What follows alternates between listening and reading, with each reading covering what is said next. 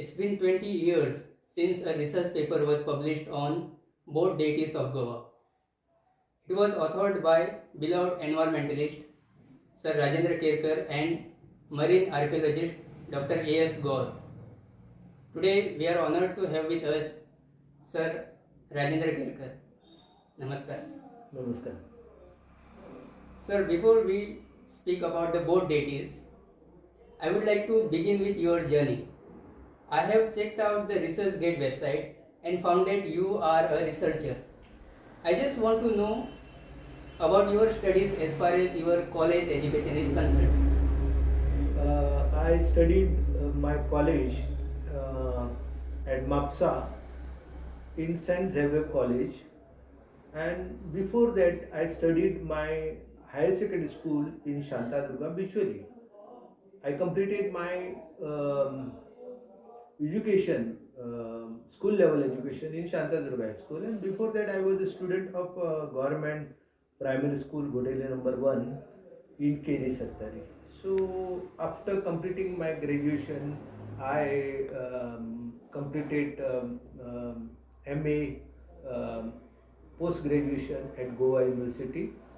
Um, so, this is all my background of education, graduation, and further studies. So, what were your subjects for MA? For MA, my subjects were history because when I was studying in high secondary school and before that, in school days, I was inspired about the Indian history, about the archaeology. So I used to love all these things, though it is considered history is a story of the past, but these stories of the past contain so many elements that mesmerize you, that provide you knowledge, that provide you information, that provide you basis for historical research. So I was fascinated, and I got a very nice teacher during the school days. Subhash Velinkar was one of that, and then the Kamath was another teacher at my graduation level in um, Xavier College. So good teachers were there. But beside the teacher, I used to read a lot. Reading in Marathi, reading in English, and discussing with so many people.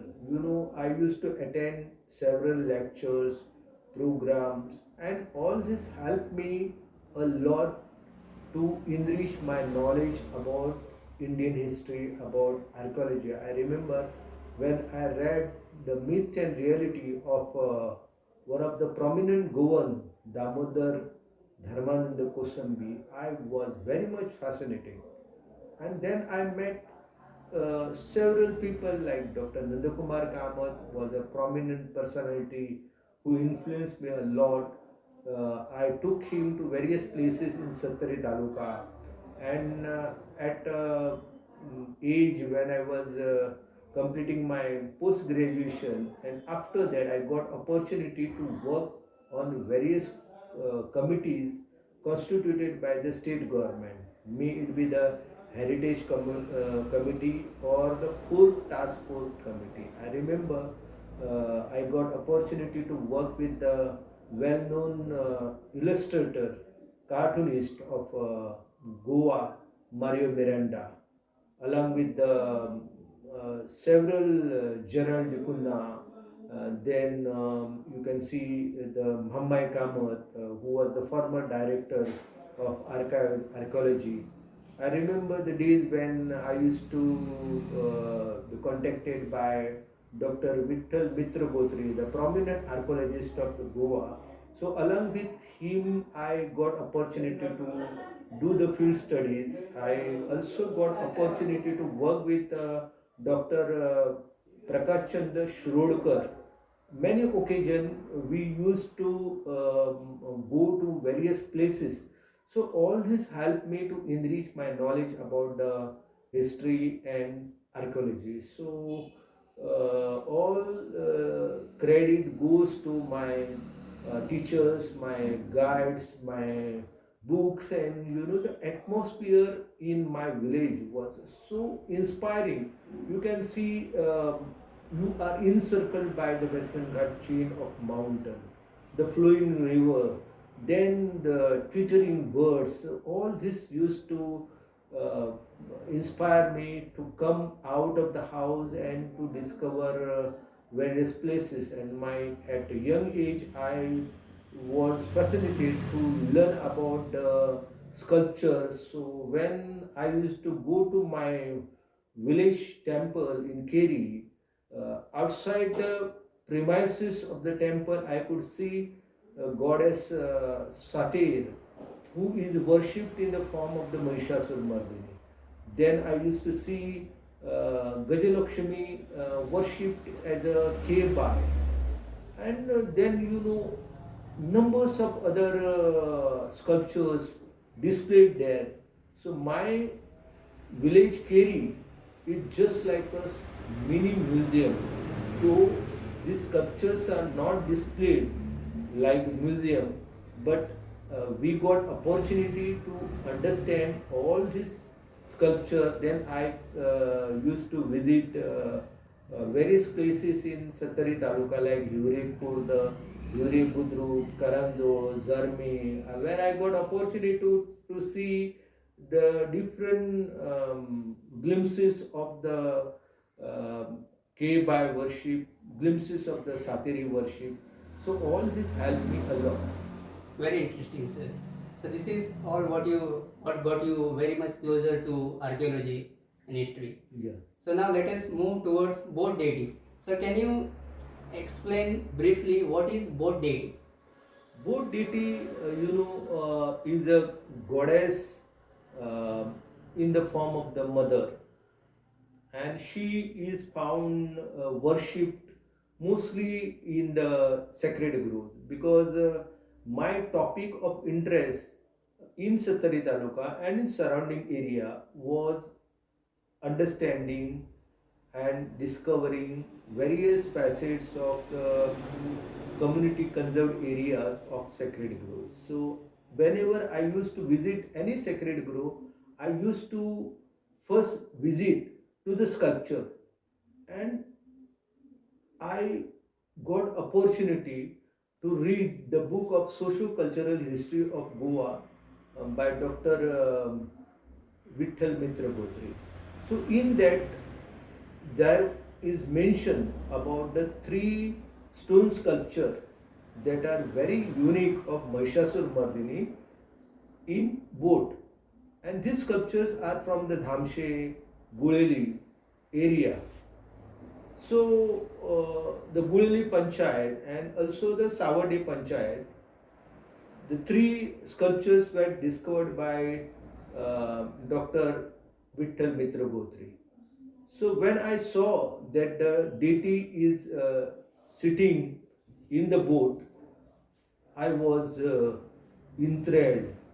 And there he mentioned that this is the unique type of the um, form of the goddess Mahishasur Mardini, that she is made to sit inside the boat. So I was, for me it was, all this was very unique, and I started to visit various places in Goa and see whether they are seated or standing inside the boat. So boat Devi concept actually was there in India. So Devi or the goddess is always considered as a Tarini. Tarini means the entity that help you to cross the ocean. And in my religion or in our culture, there is tradition that the goddess help you to cross the painful ocean that is full with the difficulties, and to attain the salvation. So she is the final destination for all of us, and Mother Goddess is very important as far as the Indian tradition is concerned.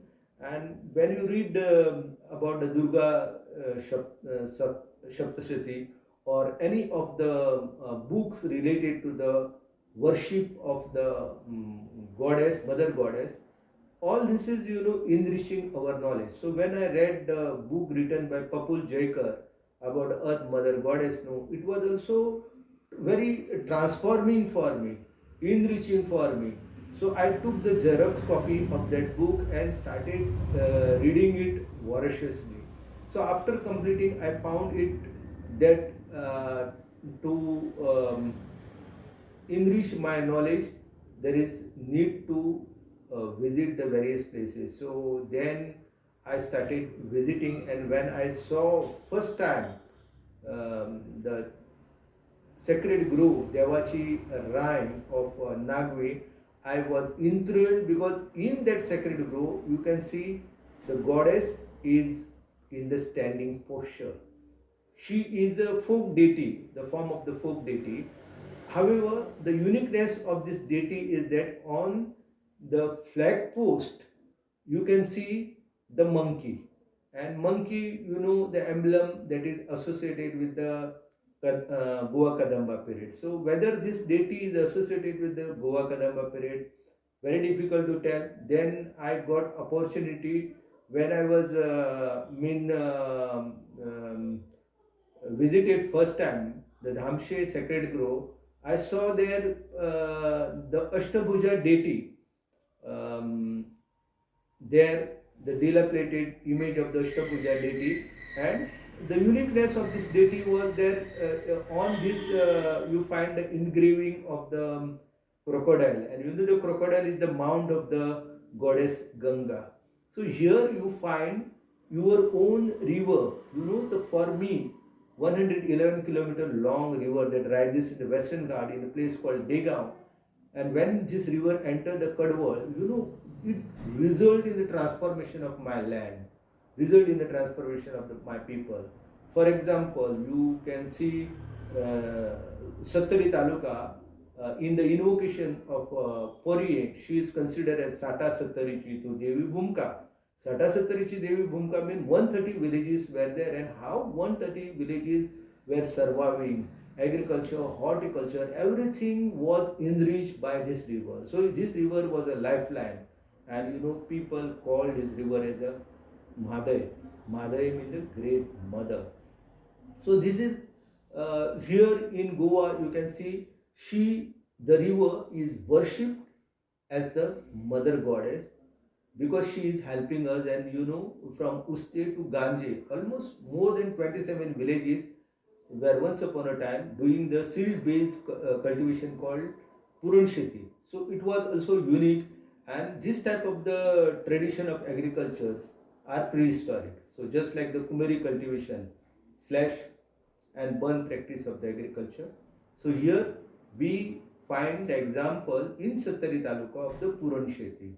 So all this, the deity is related, the goddess is related.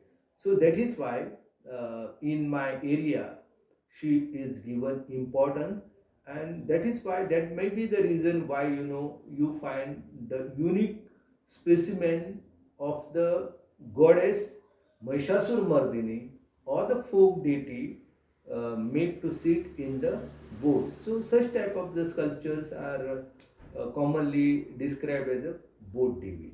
Very, very interesting story, sir. Sir, you mentioned that similar sculptures where deity is seated or standing in boat motif is prevalent in other parts of India. So while reading your research paper, I read that this tradition which is prevalent in Goa is unique to Goa. Why do you say so? Because you can see in other part of India, for example, in Odisha at Ganjam, there are references that goddess is there in the boat, or in other part of India you find very few example wherein the goddess is made to sit inside the boat. However, in my area, especially in Sattari Taluka, Ganje, for example, today is the part of the Punda Taluka, but you should not forget that once upon a time Ganje was a part and parcel of Sattari Taluka. So here in Sattari Taluka, Ganje was related. So Ganje, for example, you find the motif of the fish on the older sculpture that is already immersed into the water, or if you see the sculpture of the Mahishasur Mardini in shade Melavli, there you will find she is in a standing posture. Very beautifully carved sculpture of Mahishasur Mardini. Or if you see the Jalmi Dev temple, outside there was a sculpture of the Mahishasur Mardini that we found also in a standing posture inside the boat. So in Bironde, for example, Ashtabhuja deity that was worshipped inside the sacred grove of the Bironde, it was also very unique. And in Bhupal, I also got another form of the mother goddess also seated into the boat. So altogether, we found 13 sculpture of deity Savade. If you go, you will find in the main sanctum sanctuary of the temple, one sculpture is there that is intact, but inside, outside, you find in the Pradakshana path another sculpture that is in the dilapidated condition. So mostly, if you see Guleli, Savade, and uh, Maushi, these are the three village panchayat in Sattari Taluka where the concentration of the boat Devi is there. And outside there you find only in Uzgaon Gandhi area. So this form of the goddess is unique because nowhere in India you find the worship of the Mahishasur Mardini or the folk deity in such form. So that is why I described it as a unique. Very nice, sir. So you mentioned about Puran Sheti, seed-based cultivation. So I would like to know whether this worship is associated with any particular community that earlier depended on river for their livelihood. It is very difficult to tell. However, in Bironda, once upon a time, the fisherman community was there, but today you find no member of the fisherman community. In other part of the area, for example, Ragado is one of the river in Shade Melavli, which is very important. There also you find the community that is associated um, belong to the Maratha.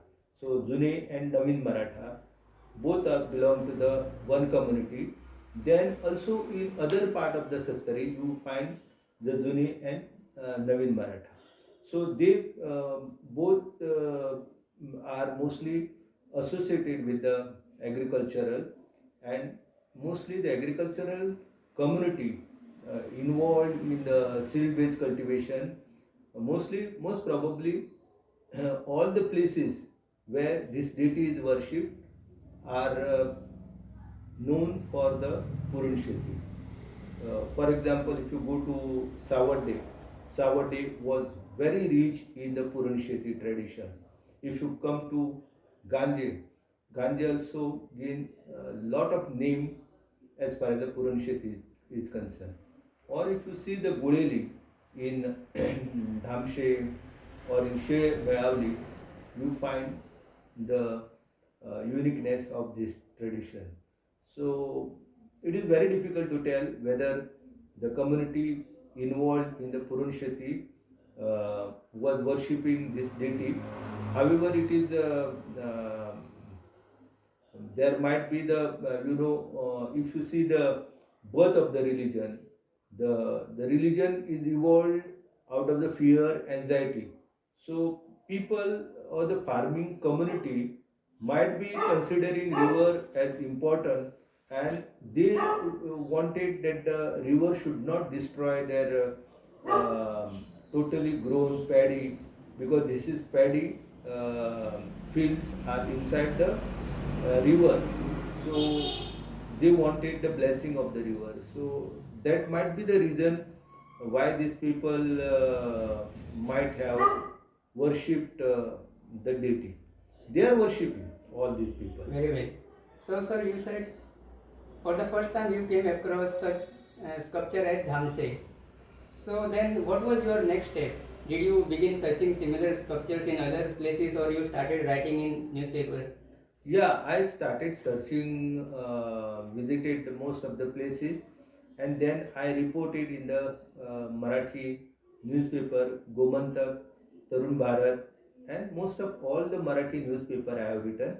And then in 1999, we came up with the Bhadai issue.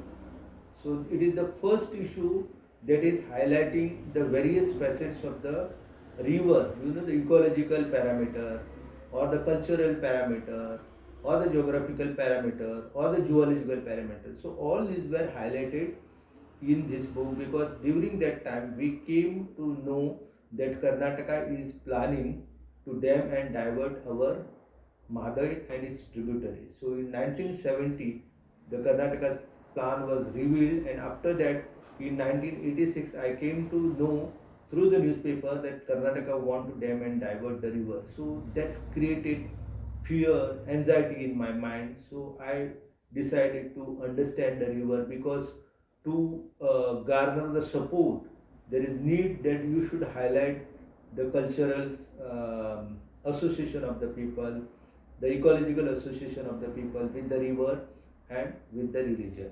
So that is why, because in Satari Taluka you can see the river is not only the source of water. Here you don't get mainly water for drinking, but also for the irrigation, but also for all the purposes. For example, if you are distressed, under the you are facing lot of problems, so when you sit and watch the river flowing, that make you very happy, elated, and your pain suffering got disappeared. So for them the river also plays aesthetic values. Yes. So just a small question. So are all these sculptures located on the freshwater river bank of Madhe? Yeah, most of all except Ganje, these are located at the freshwater. Ganje is the place where you find the saltwater intrusion is there. So after crossing Ganje, when the river enter into Usgaon, the river is called as Mandavi. So Ganje is the place where saltwater intrusion takes place. So whereas the rest 12 sculptures are on the bank of the freshwater rivers, and these rivers playing significant role because these rivers provide them the food like different type of the fishes, shellfishes, crabs, and then the prawns and what not you get from the river. So river is for them the source of the nutrition and source of the solace. Very interesting, sir. Sir, I find it very interesting how you connected this concept to oceanography and published the research paper that too in Australasian Institute for Maritime Archaeology. I want to know how you met Dr. A.S. Gaur and share some memories. Because I visited National Institute of Oceanography before my introduction to Dr. Aniruddha Gaur, because there a person called Arvinda Untawale was there. So he was the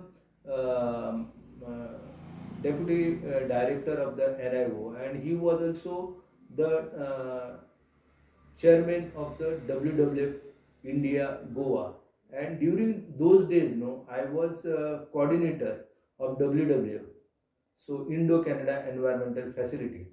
So I met Arvind Untawale, I met Dr. Nandakumar Kamath. So through them, I got interested into NIOs, and when I visited the Marine Archaeology Museum there, I met for the first time Dr. A.S. Gaur. So when I shared my this knowledge, he was deeply interested, and then he decided to come with me and visit all this area, the whatever 13 spot where we got this sculpture, he visited and he meticulously, along with me, collected all the information, details, and then we decided to publish the research paper. So it was Dr.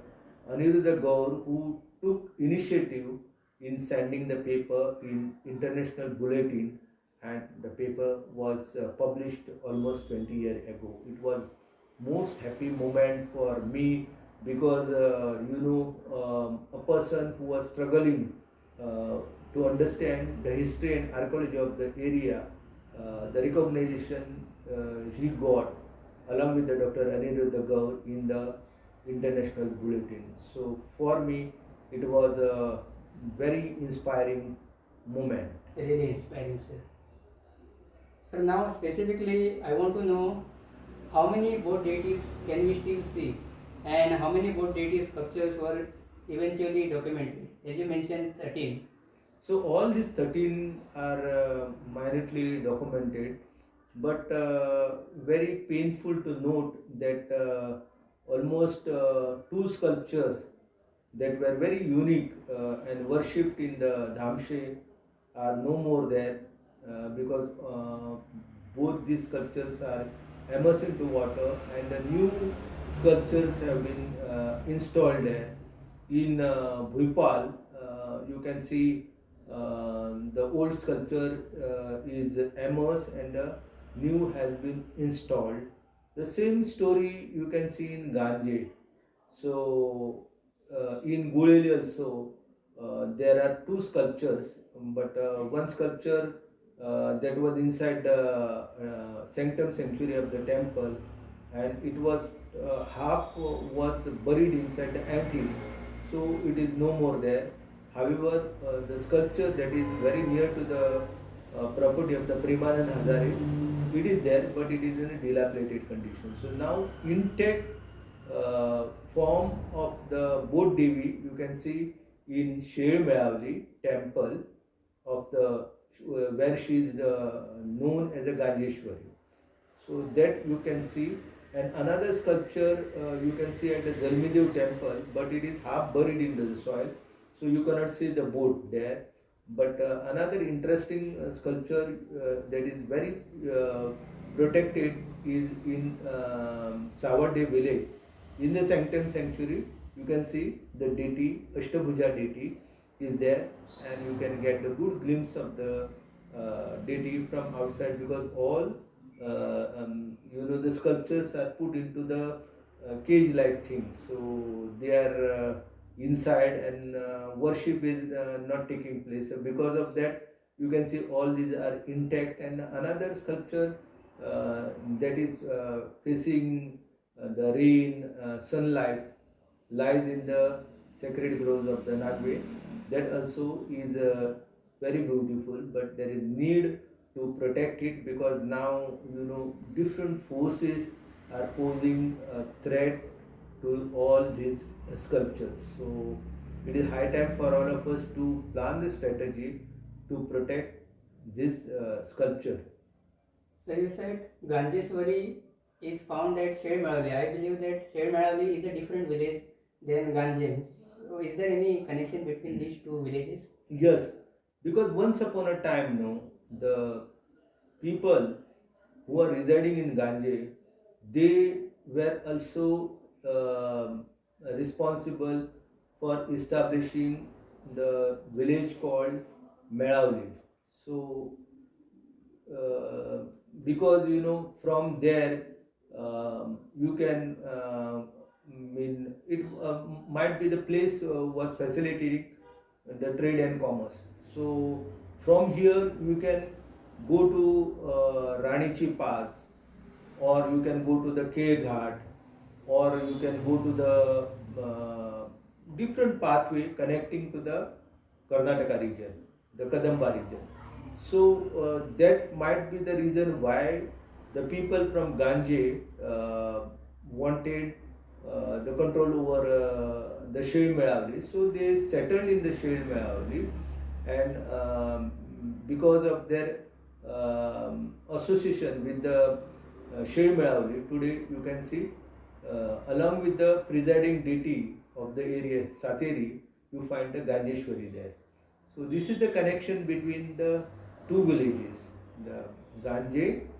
Today you can see the Gaukar who are the prominent in Ganje, they are the Mahajan in Ganje. Whereas in Melavali you find the Mayakars are the Gaukar of that village.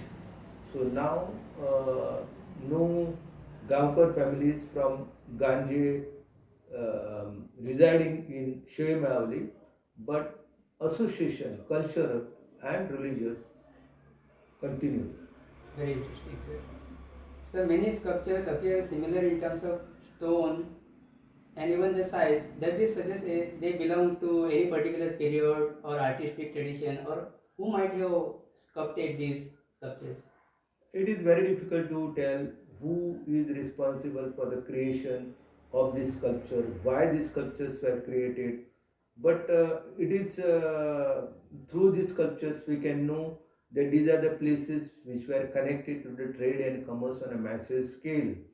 So there might be the community residing in this area who were taking the goods and commodities to the Ghat region, and from the Ghat region they were bringing the food grain down in the coastal areas. For example, dried fishes or the salt, it was highly demanded. The Goan common salt was considered as a very precious in Madras presidency or in Karnataka or in Maharashtra. So transporting the salt from the Panjim area, from the Tiswadi area, Bardes area, the Ganje was acting just like the mini port. So during this period, there might be a particular community that was residing in this region.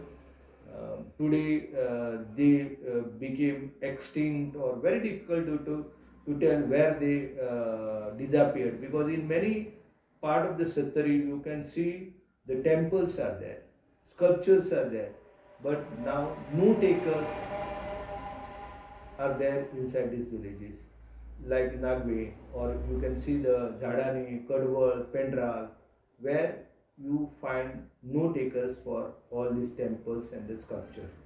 So the original custodian of this whole area might disappeared or got transformed or assimilated with the other people. So could you share few references from travelers' accounts or inscriptions related to maritime trade as far as entire Goa is concerned? So here, there are references in different book. Like for example, if you read Dr. Vittal Mitra Gotri's book, before that Abbe Carey was a traveler, Ibn Battuta was a traveler. So here you find Payesh was a traveler, where you find the numerous example of the maritime trades are there. And Dr. V.R. Mitra Gotri highlighted that how the trade and commerce was flourishing in the Ghat region. So the traveler kept the account, or if you see the historical evidences provided by Dr.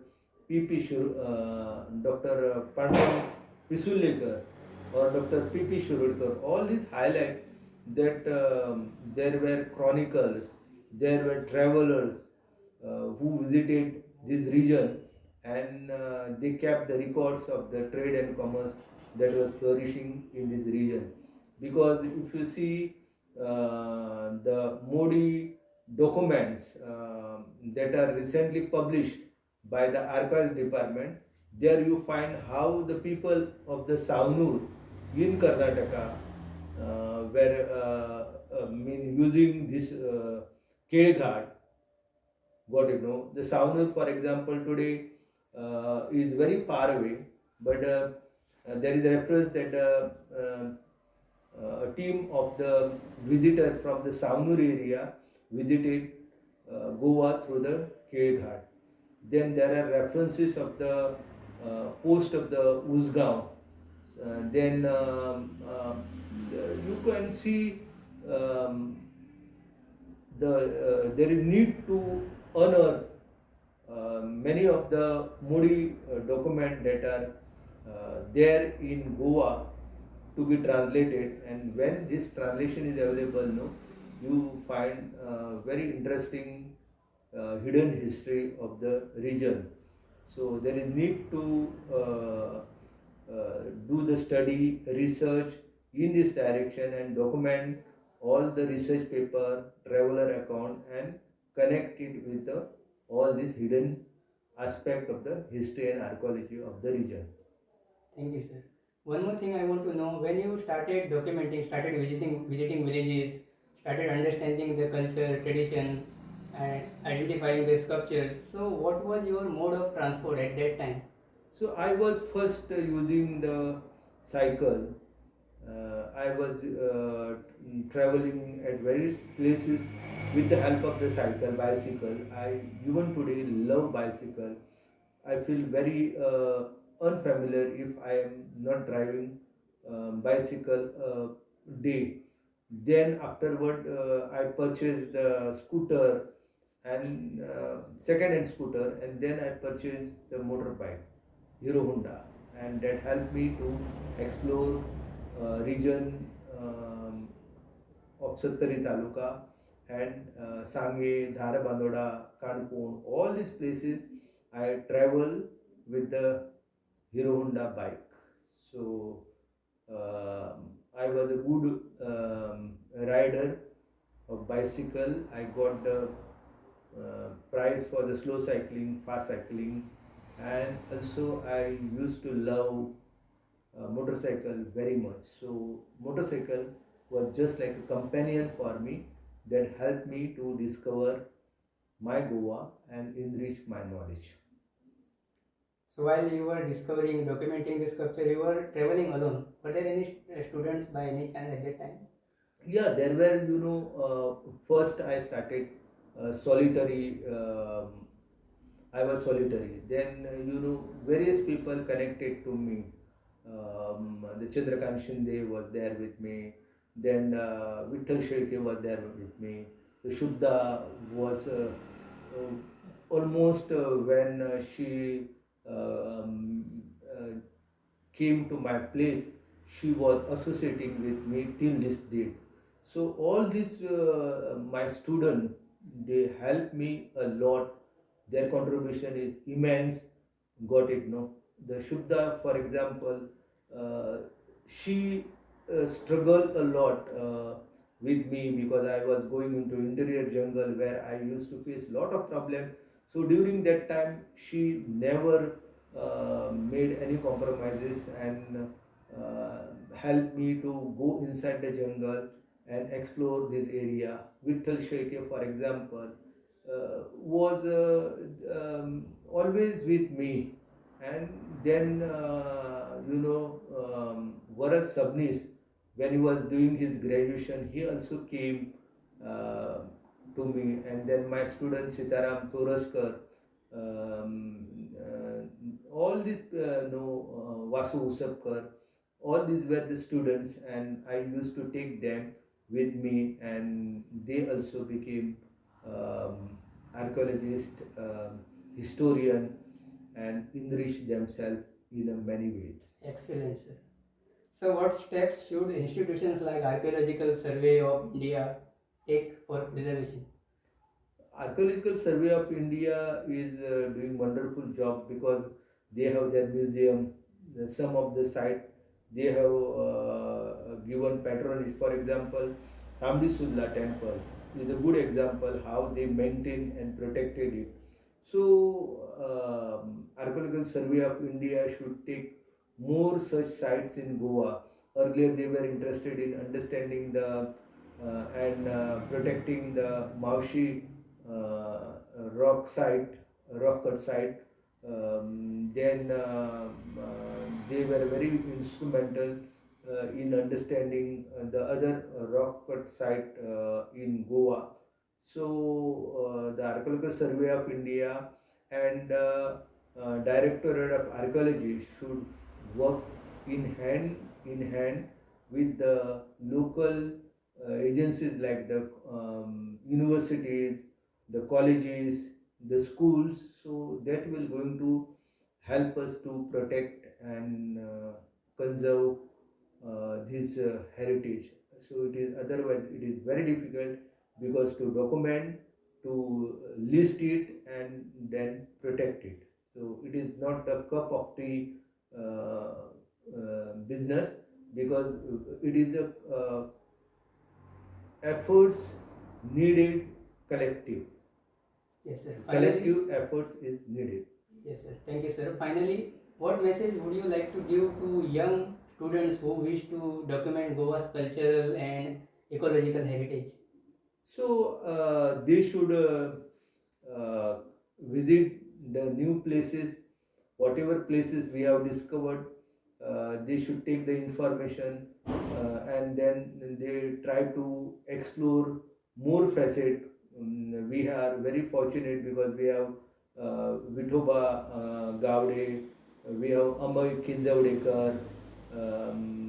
So all the students know they should visit these places which I documented and again try to understand it, correlate with the more input that are available. For example, the Sakotra is a place in Yemen where you find the unique traditions of the goddesses there. The people from Gujarat, they used to worship this deity during the trade and commerce. So the association of this deity is found in Vardnagar in Gujarat and other places. So there is need to understand all this heritage, whether the trade relationship with the Gujarat or with the Tamil Nadu was there in this region. So if we connect all this knowledge with whatever available evidences and whatever available information in Goa, then it will help us to explore more interesting facets of the archaeology and history of our land. Thank you for sharing valuable information, sir. So we have learned that many of the sculptures are associated with River Bhadre and they have connection with the water, and that is how you connected this concept to the oceanography and published the research paper along with Dr. A.S. Gaur. Thank you for joining us, sir. Thank you very much. You are always welcome.